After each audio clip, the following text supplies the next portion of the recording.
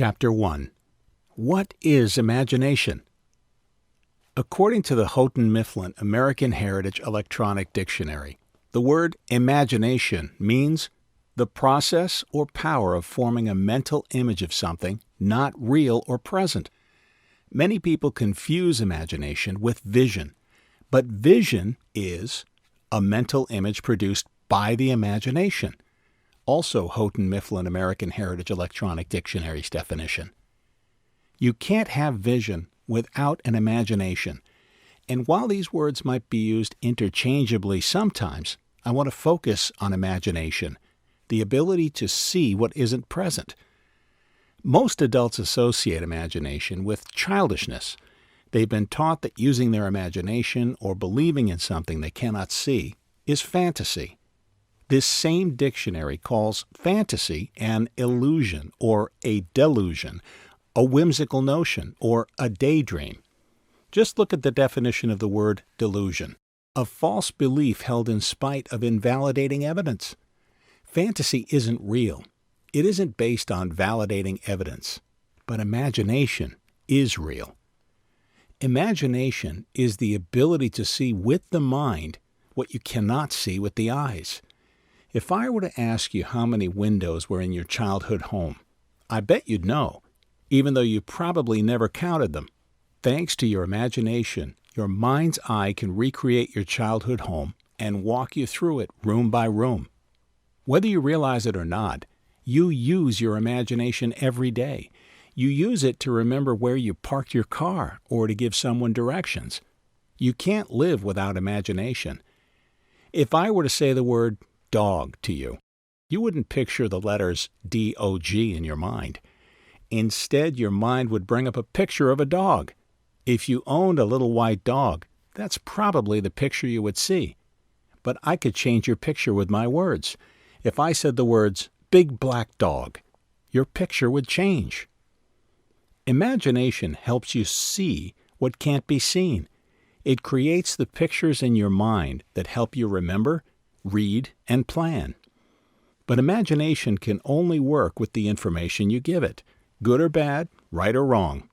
Luke chapter 6, verse 45. If you fill your imagination with the garbage of this world, that's what it will produce. But if you renew your mind to the truth of the Word, your imagination will help you receive from God. Romans chapter 12, verse 2. If I had the space, I could go through almost every main character in the Bible and show you how each one used their imagination to receive from God. When the Lord spoke to Abram, before his name was changed to Abraham, in Genesis, God told him to leave his father's house and go to a land he would later inherit. Genesis chapter 12, verse 1. Abram couldn't see the land that God spoke of. He didn't know from experience that it would be a good land. As far as we know, he'd never traveled any farther than Haran. Genesis chapter 11, verse 31. So why did Abram leave everything he knew?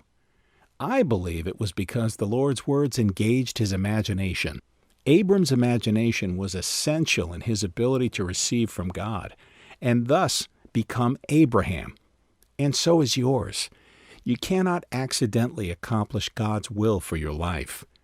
A while back, I received an email from a lady who works at one of our Bible college campuses. She was praising the Lord and thanking me, saying, I was made for what I'm doing. This is exactly where God wants me to be. Sadly, most people can't say that. They don't know God's will for their lives. They don't have a vision, a mental image of their future. They're like water, just going with the flow, following the path of least resistance. But any old fish, even a dead one, can float downstream.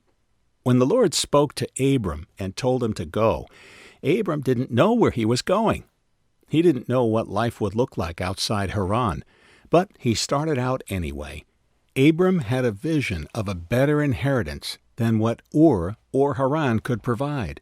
And as he sought the Lord, Abram's imagination began working. As he traveled the land, Abram saw himself owning it. He saw his descendants living there. His imagination produced a vision that became clearer and clearer the farther he got from Ur. I believe this is why the Lord gave Abraham the promise that his seed would be as numerous as the dust of the earth. Genesis chapter 13, verse 16. And the stars. Genesis chapter 15, verse 5. Every day Abraham had dust on his feet, and every night he looked at the stars. These things kept God's promise constantly in front of him and helped quicken his imagination. Abraham's vision was like a roadmap for his life. Think of it. If you were traveling from Colorado to New York, you'd want a map, an idea or a picture of where you were going. Without one, any old road would do. But not any old road will get you where you want to go in life. Most Christians don't have a clear vision for their lives. They cannot see God's will. But instead of seeking the Lord and engaging their imaginations like Abraham did, they let the circumstances of life push them around. They leave a good church and the support system of friends and family to move cross-country for $100 raise. They spend thousands on medicines that help them cope with sickness and disease. They mortgage their future to buy boats they won't use and extra televisions they don't need. They settle for less than God's best. Proverbs chapter 29, verse 18 says, "Where there is no vision, the people perish." Vision, or the image produced in your imagination, gives you hope for the future. Without it, you'll never fulfill God's plan for your life. Circumstances will divert you, hardship will steal from you, and you'll quit. In the 50 years since God called Jamie and me into the ministry, there have been many opportunities for us to quit. We've dealt with poverty and slander and have lost relationships, but vision kept us going. When I was spit on and threatened at gunpoint, when people lied about me, when people called the ministry a cult, it would have been easy to say, "This isn't worth the effort." Instead, I let my vision motivate me. I encouraged myself by focusing on what God told me to do, and now it's paying off. A person's vision will sustain them when everything around them seems contrary. Do you have a vision? A hope-filled picture for the future? Does that picture match God's picture for you? The good news is, regardless of the decisions you've made or how far off course you find yourself, God is better than any GPS system. If you've made a wrong turn or gotten off track, He can get you back on. But you'll need the power of your imagination.